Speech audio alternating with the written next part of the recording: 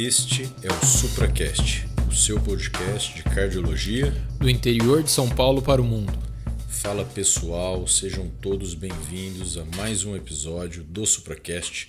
Eu sou Marco Antônio e hoje eu estou aqui ao lado do meu grande amigo, Dr. Rafael Rocha. Fala Marcão, tudo bem? Tudo bem, pessoal? Como vocês estão?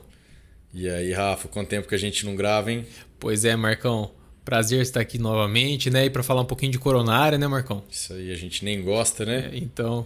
E como você bem já citou, hoje um assunto, né? Um tema que para quem está vivenciando uma sala de hemodinâmica diariamente, talvez seja um pouco mais comum. Inclusive hoje a gente teve um caso. É verdade. Lá durante os nossos exames. E hoje a gente vai falar sobre ponte miocárdica, né?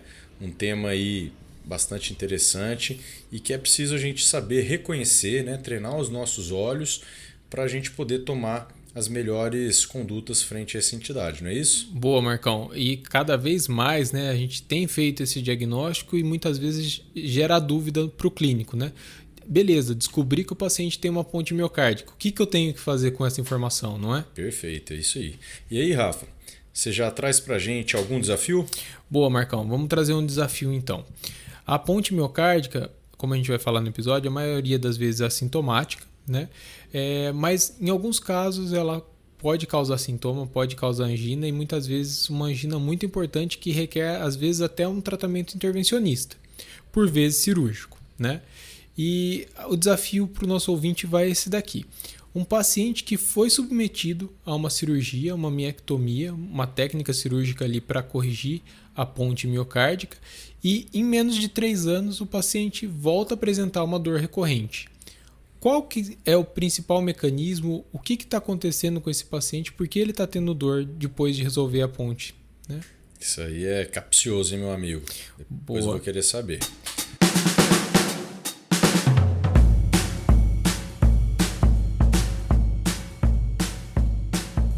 Bom, então vamos de fato para esse nosso bate-papo sobre ponte miocárdica e aí vamos trazer a definição, né? Que nada mais é, né, a ponte miocárdica, a maneira mais correta, né, o trajeto intramiocárdico, conforme o próprio nome diz, né? É uma anomalia congênita que um segmento epicárdico da coronária acaba mergulhando no miocárdio. Como a gente sabe, né, a coronária direita e a coronária esquerda, com seus ramos, né, tanto a circunflexa quanto descendente anterior, são coronárias epicárdicas, né? Mas em determinado momento ela acaba mergulhando no miocárdio, resultando numa compressão dinâmica durante a sístole e que vai acarretar em algumas repercussões para o nosso paciente. Então nada mais é do que um trajeto da coronária que mergulha no miocárdio. A artéria fica tunelizada, né, Marcão? Perfeito, é isso aí. Fica em volta por conta de fibras, né? E aí a gente vê, né, Marco, que essa prevalência varia muito na população conforme o método que está fazendo esse diagnóstico, né? O padrão ouro, por assim dizer, estudos de autópsia, né, mostram uma prevalência em torno de 1/3 da população geral. Então a gente vê que essa anomalia congênita ela é uma anomalia muito comum. A ponte miocárdica está presente na maioria da população, em 1/3 da população adulta, né? Entretanto, o cateterismo, né, que era então o principal método que a gente tinha para ver a coronária em si, né, é um método pouco sensível para identificar essa alteração, né? Em torno de 2 a 6% dos CATs a gente consegue fazer o diagnóstico. Entretanto, mais recentemente, a gente tem tido o desenvolvimento de outro exame complementar muito importante, muito legal para a gente ver realmente a anatomia coronariana, que é a angiotomo de coronária. E para a ponte miocárdica, a gente vai falar mais para frente, esse exame é um exame muito bacana, porque além da gente ver a coronária em si, a gente consegue ter uma relação tridimensional ali com outras estruturas que estão ao redor. Isso facilita a gente identificar esse trajeto, né, dessa ponte intramiocárdica, né? E quando a gente fala de epidemiologia, a gente tem que falar também qual é o vaso mais prevalente, né, Marco? Exatamente. E aí, meu amigo, quando se trata, né, de ponte miocárdica, a vasta maioria a gente encontra essa entidade no ramo descendente anterior, né? Na DA.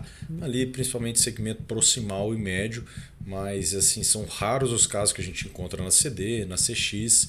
Claro, pode acontecer, mas se tivesse que chutar, falar uma é na DA, não é isso? Isso. A DA tem que ficar sempre atento ali, Com né? certeza, olhar ali com um pouco mais de calma, né? Pormenorizado ali na avaliação. E aí, Rafa, eu queria trazer para você o seguinte: a gente sabe que a circulação coronariana, né? Ali o enchimento, né? Do fluxo sanguíneo do cardíaco acontece predominantemente durante a diástole. Né? 85, 90% do enchimento ali é durante a diástole.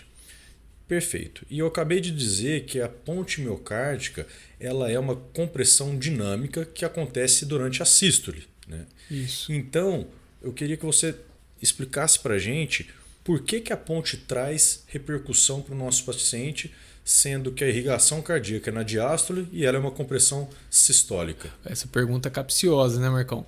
Mas vamos lá.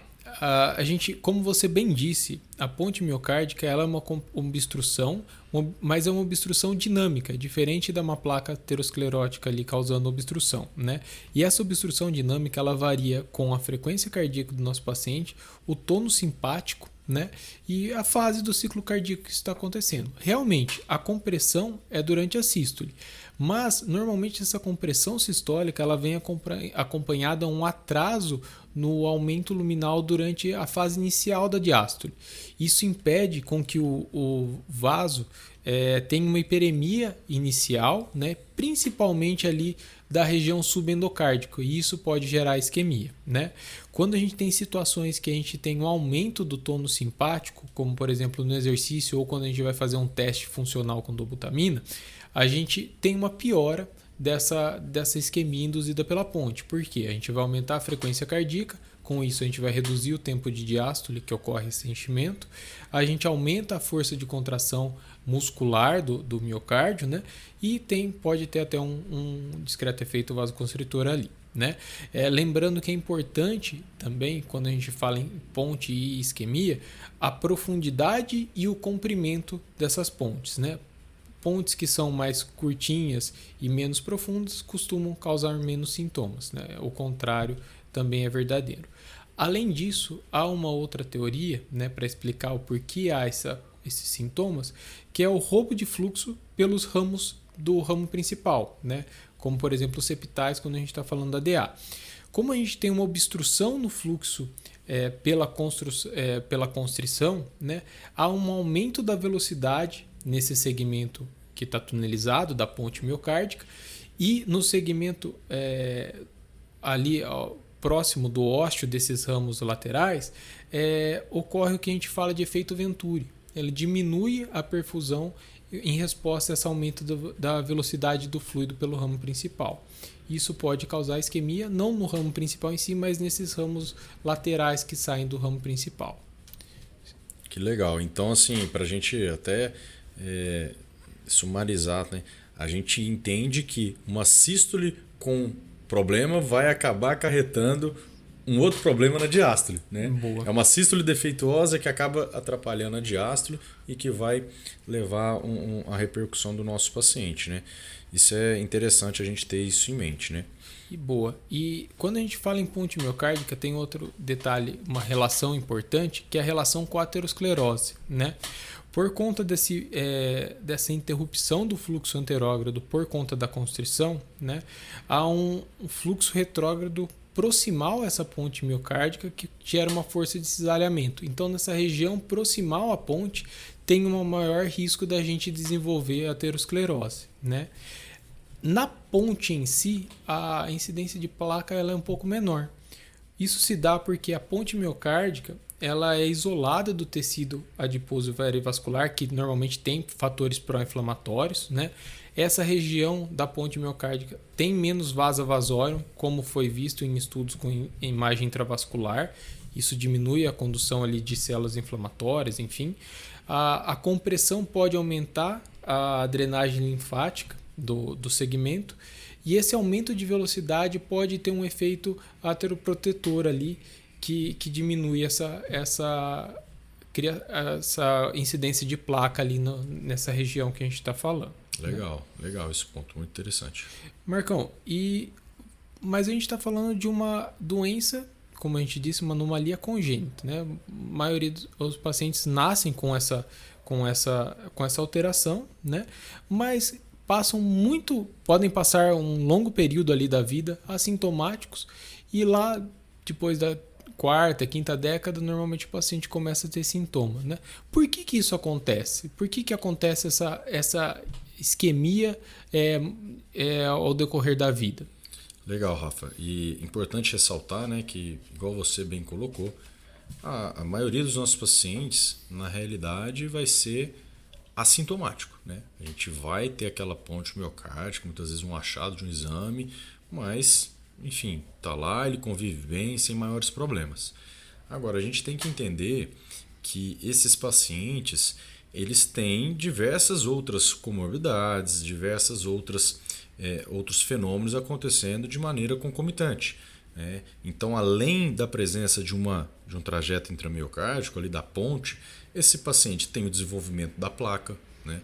A gente sabe que a aterosclerose é um processo contínuo de desenvolvimento, né? Desde que já começa a se desenvolver desde a infância. Né? Boa. Então, assim, a gente tem essa aterosclerose acontecendo. E quando a gente tem uma obstrução fixa associada a essa dinâmica, a gente piora ainda mais. Né? Com certeza. A gente tem uma disfunção diastólica, até mesmo hipertrofia, que acontece em pacientes hipertensos, diabéticos, enfim, uma hipertrofia que pode levar, né, a cometer um desbalanço ali de oferta e demanda de O2, e a gente tem algumas entidades aí como vasoespasmo e a própria disfunção endotelial. Então todos esses fenômenos acontecendo concomitantemente à presença de uma ponte intramiocárdica.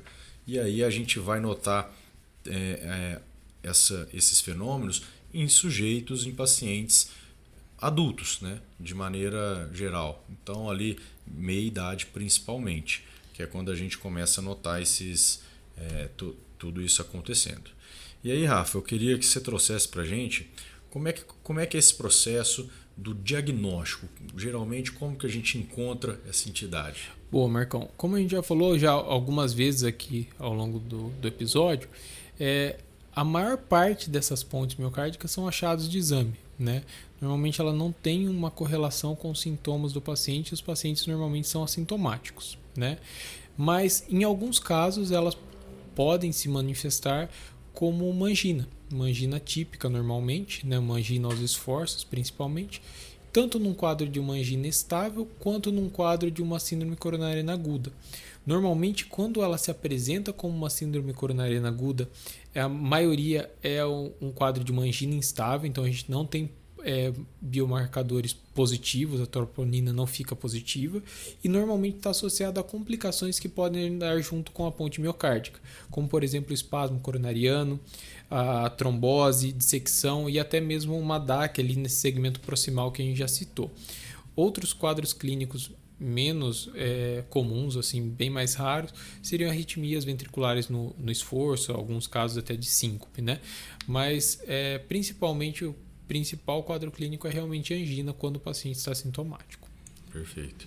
E aí quais os principais exames aí que a gente vê na prática clínica, não só para a gente, às vezes é num outro contexto, igual você falou, num quadro de angina, numa estratificação de um paciente, um achado, quais são os principais exames que a gente pode lançar a mão aí?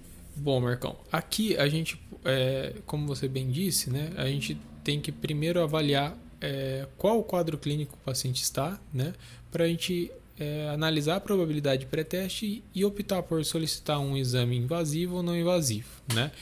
Nós temos excelentes exames não invasivos, inclusive a gente já pincelou aqui a angiotomo de coronária, que é um exame fundamental para a gente ver a anatomia da ponte miocárdica. É um exame não invasivo que faz uma avaliação anatômica. Né?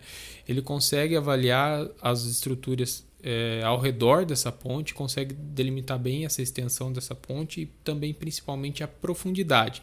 É um exame que ajuda muito quando a gente está pensando no planejamento, inclusive de intervenção, que a gente vai falar um pouquinho ao longo do episódio, né? Normalmente pontes mais profundas têm mais de 5 milímetros de profundidade e pontes mais longas acima de 25 milímetros. Normalmente nesses casos é preferível, inclusive quando a gente vai intervir, optar por cirurgia, né? A gente tem alguns outros exames não invasivos que a gente pode utilizar também, que são exames para fazer uma avaliação funcional de isquemia, né? Como, por exemplo, o ecostress, a cintilografia, né? Que são exames que ajudam a gente a tentar encontrar relação, né? Com essa alteração anatômica que a gente encontrou muitas vezes na angiotomo e a gente ver se ela realmente está tendo repercussão, está causando isquemia no nosso paciente, né? A gente pode escolher também optar por um exame invasivo, né? Aqui no caso o cateterismo, a angiografia coronariana, né? O principal sinal que a gente vê no cateterismo é o sinal da ordenha, né? Que é quando ocorre uma redução de mais de 70% do lúmen do vaso na sístole e há uma manutenção dessa redução de pelo menos 35% durante a diástole, né? Principalmente na porção média e final da diástole. Mas, entretanto, ela é um método menos sensível. Igual eu já tinha dito, né, a angiotomo é um exame mais sensível do que o cateterismo. Apenas 5% tem essa demonstração clássica ali desse sinal que a gente citou. O nitrato é uma ferramenta que a gente pode utilizar quando a gente está fazendo cateterismo para a gente sensibilizar um pouquinho. A gente consegue demonstrar muitas vezes a ponte após o uso da medicação. Isso é fundamental ali, né, para quem está fazendo o exame, para a gente poder visualizar melhor, né? Com certeza. E aí, já que você citou então a cineangiocoronografia, né, o cateterismo, é preciso a gente falar também da imagem intravascular, cada vez mais disponível, né?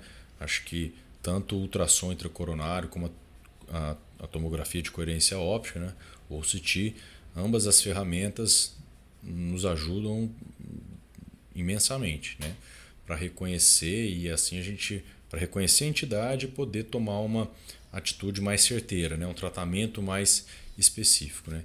Igual você colocou, eu acho que na prática clínica a grande maioria das vezes a gente encontra um paciente em vigência de um quadro de angina estável ou um quadro mais agudo. E aqui mesmo nesses quadros a imagem intravascular, né, junto ali do cateterismo, ela traz muita informação, né? Quadros de minoca, né, um infarto sem obstrução significativa, onde a gente consegue ter uma avaliação pormenorizada ali da coronária, é de suma importância. Lembrando que aqui a melhor ferramenta vai ser aquela que você tem disponível. Mas se a gente tivesse que escolher uma delas, ficar com talvez o AIVO seja a primeira escolha. Tá? O ultrassom intracoronário ele tem uma maior penetração e como a gente está falando de um trajeto da coronária que vai estar ali, né, um pouco mais profundo ali, né, adentrando o miocárdio, uma maior penetração é importante.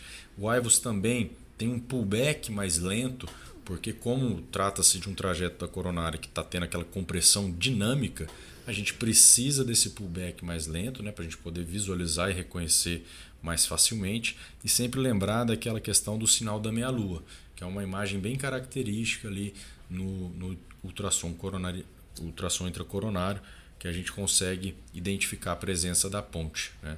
O CT também de suma importância, a gente pode lançar a mão, né, e a gente vai reconhecer de maneira bem,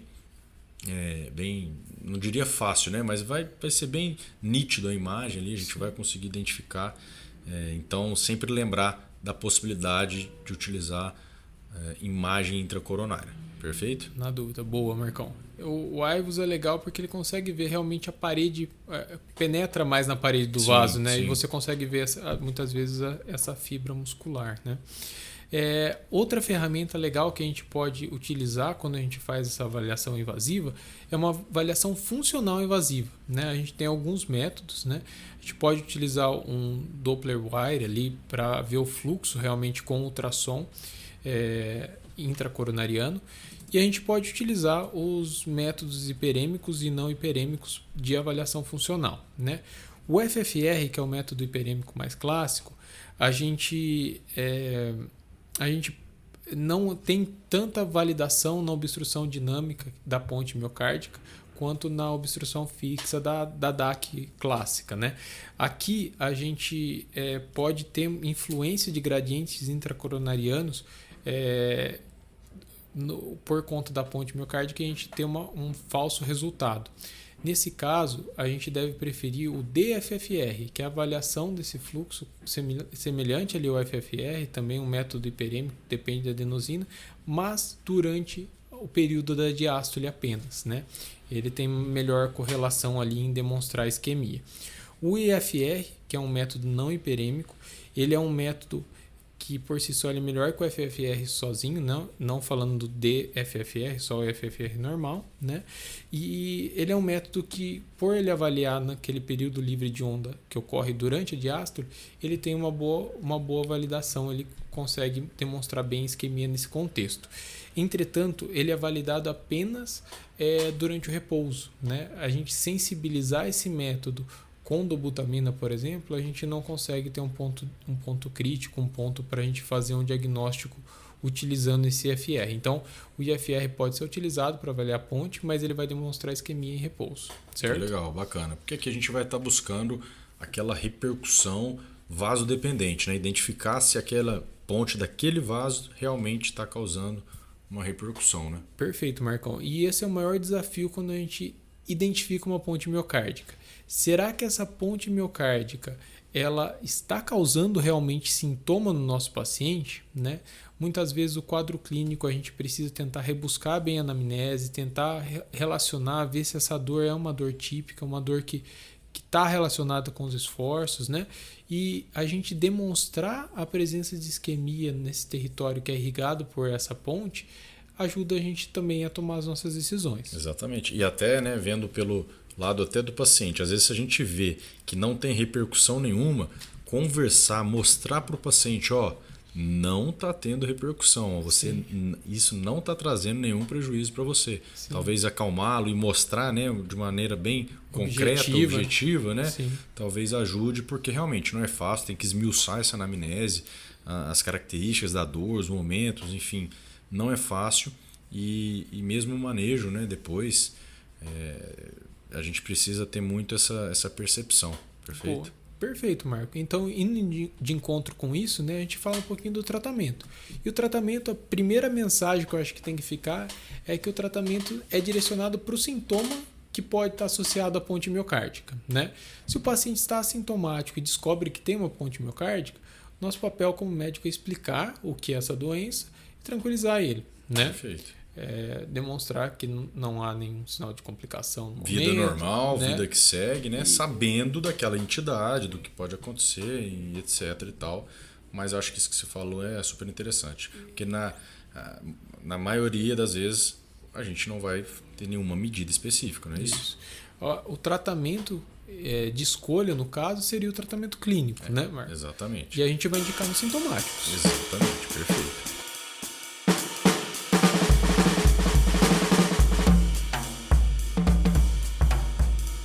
E aí, né, então, partindo dessa um pouco mais adiante, né, deixando claro, orientação, conversa, explicar para o paciente sempre, se tiver sintomas e sintomas decorrentes dessa entidade, da ponte intramiocárdica, a gente vai para o tratamento medicamentoso. E aqui a gente precisa lembrar do que você bem comentou lá no começo da nossa conversa, né? Naquela fisiopatologia, a gente vai querer agir em cima de maneira bem específica do cronotropismo, do inotropismo, né? Para a gente poder reduzir essas entidades, prolongar a diástole e melhorando o fluxo coronariano em última instância. Boa. E como que a gente consegue isso? Com a utilização dos beta-bloqueadores, né? E aí a gente vai ter que fazer aquele manejo fino, qual que é o melhor para o nosso paciente, ponderar a frequência cardíaca basal dele, alguma questão relacionada com um broncoespasmo, então se é seletivo, não seletivo, isso a gente vai ter que individualizar caso a caso. Mas o beta-bloqueador aqui vai ser o pilar fundamental. Para aqueles pacientes que a gente não consegue utilizar, lembrar dos bloqueadores de canal de cálcio, não de hidropiridínicos, né? Como uma alternativa, né? A gente tem também a possibilidade da ivabradina, cada vez a gente consegue lançar a mão dessa medicação cada vez mais. E aqui um detalhe, né? que muitas vezes a gente vê na prática a utilização indiscriminada aí dos nitratos para esses pacientes, mas que o nitrato vai aqui para quem tem único e exclusivamente a presença da ponte miocárdica, não vai ser interessante, pode até levar ao fenômeno ali da taquifilaxia, pode ter uma taquicardia reflexa, né, quando a gente acaba por saturar todos os nossos receptores ali para o nitrato, então não é interessante. Pode ter um certo benefício ali se tiver ponte, mas em concomitância com um vasoespasmo, né? Sim. Mas assim, são casos raros, então a regra aqui é não utilizar, Sim. tá joia?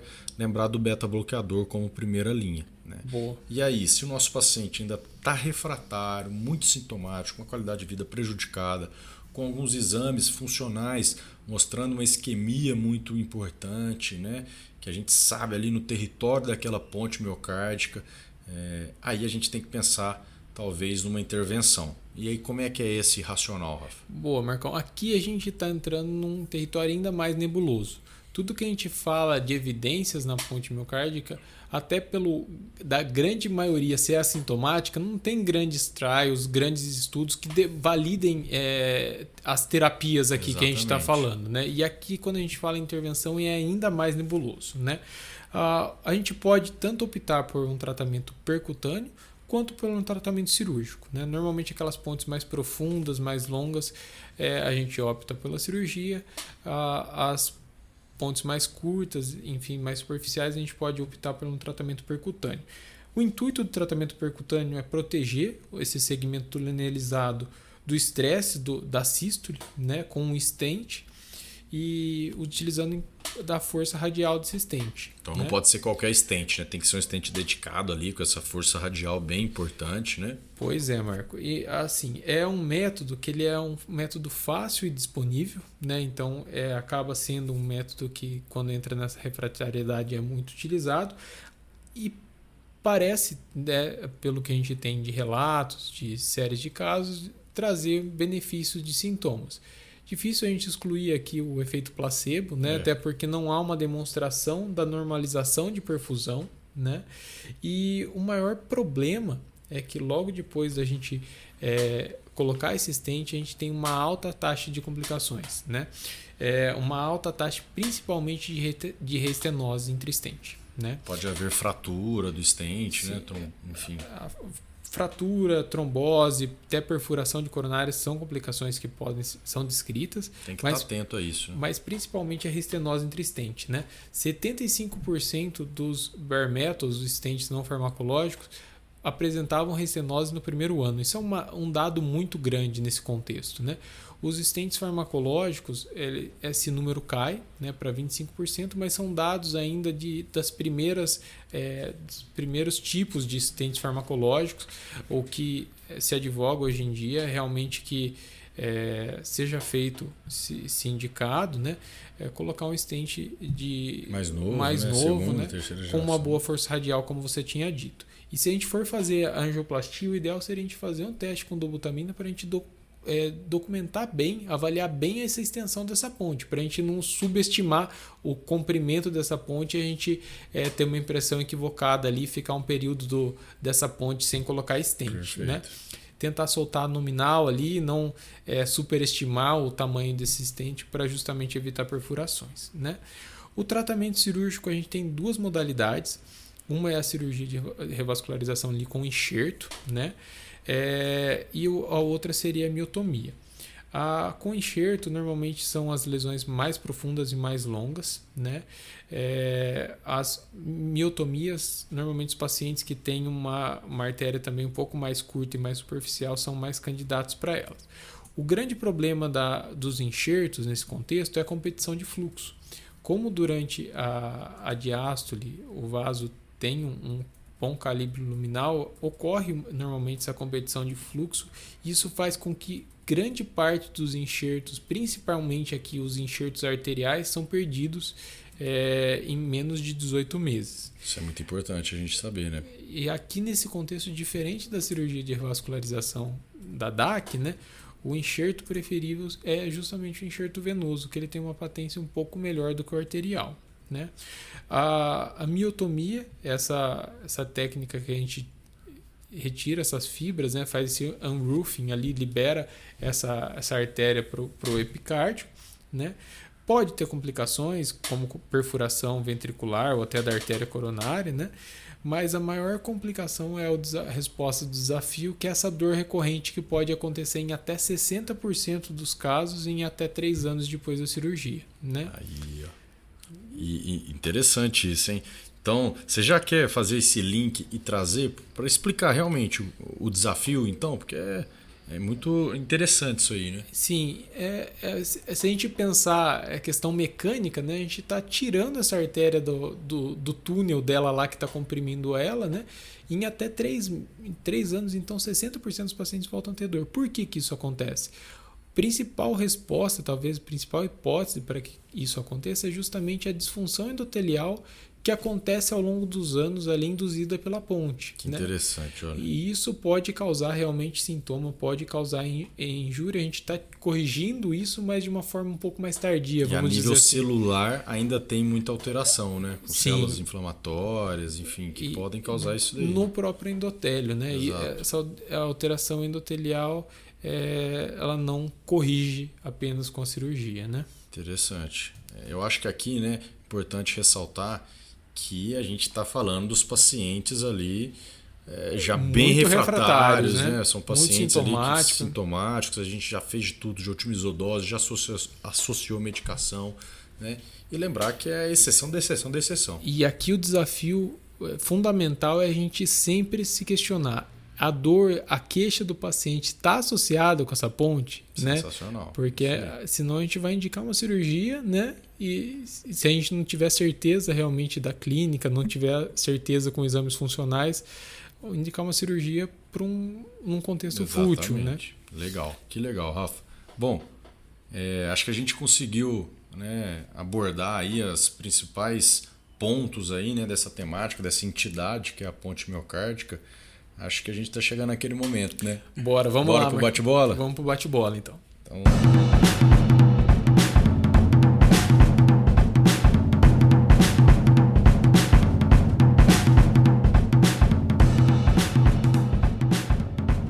Vamos começar. Seguinte, meu amigo. Qual é a artéria mais comumente acometida por ponte miocárdica? Falou em ponte miocárdica, tem que procurar na DA, né, Marco? Isso aí, show de bola. E qual é o quadro clínico mais comum ali na ponte miocárdica? Tenha em mente sempre que angina estável e também contexto de síndromes agudas, angina instável e até mesmo infarto, lembrar do Minoca aqui, é o principal tela de fundo aí para a gente lembrar da presença de ponte miocárdica. Nos sintomáticos, Nos sintomáticos. Agora, é aquilo que a gente falou, a vasta maioria dos pacientes assintomáticos. Rafa, qual que é o sinal clássico que a gente encontra no cateterismo? O sinal clássico é o sinal da ordenha, né, Marco? Que a gente consegue ver aquela diminuição do calibre do vaso durante a sístole, né? E já que você falou de CAT, se eu vou utilizar uma técnica de imagem intracoronariana, qual eu escolho, o IVUS ou o ACT para ver ponte? É uma briga boa, mas se a gente tiver que ficar com uma delas, o IVUS, aquilo que a gente comentou. Um pullback mais lento, uma maior penetração, um sinal bem característico é o da meia-lua para identificar. Rafa, qual que é o tratamento medicamentoso de escolha? Boa, Marcão. Paciente sintomático, né, com ponte miocárdica, a gente deve utilizar o beta-bloqueador como principal droga, né? Se contraindicação, a gente pode utilizar os bloqueadores de canal de cálcio, né? Show. E quando que a gente vai indicar a intervenção, Marco? Aí igual a gente acabou de falar, final da linha, né, praticamente, refratariedade ao tratamento medicamentoso, pacientes muito sintomáticos, qualidade de vida muito prejudicada, isquemia alta nos exames funcionais, né? E aí para esses pacientes a gente pensa na intervenção, seja ela percutânea ou cirúrgica. E outra coisa, certeza de que o quadro clínico é por conta disso. Tem que bater o martelo, tem que reconhecer aquela alteração em consequência da ponte miocárdica. Perfeito, isso é fundamental. Show de bola, meu amigo. Acho que a gente conseguiu trazer um pouco, né, dessa entidade da ponte miocárdica. A gente hoje, né, viu mais uma. Pois é. Né? Parece que a gente, claro que a gente tem um viés, parece que a gente tem quase todo dia uma ponte, mas muito interessante, e a gente vai colocar, né, vai mostrar, vai colocar imagens para o pessoal estar sempre em contato com essa entidade. Boa, Marcão, isso aí. Meu amigo, muito bom. Queria deixar aqui, né, mandar um abraço pro pessoal, né? Isso. Vou mandar um abração pro meu amigo Luiz Fernando, tá lá em Belo Horizonte, ele que tá aí no R3 de ortopedia e assiste o SupraCast, tá sempre aí atualizado, né? E show de bola, um abração pro Luiz Fernando aí. Legal, Marcão. Eu vou mandar um abraço então para 2 grandes amigos meus que eram meus R-iguais em clínica lá em Botucatu, na Unesp, o Rodrigo Coelho e o João Pesca. Um abração aí para os 2. Show de bola. Pessoal, siga o SupraCast em todos os buscadores, no Instagram, acompanha a gente, mande suas dúvidas, mande a foto do seu eletro, seu Supra e tamo junto. Um abração, até a próxima. É isso aí, pessoal. Valeu, até mais. Um abraço.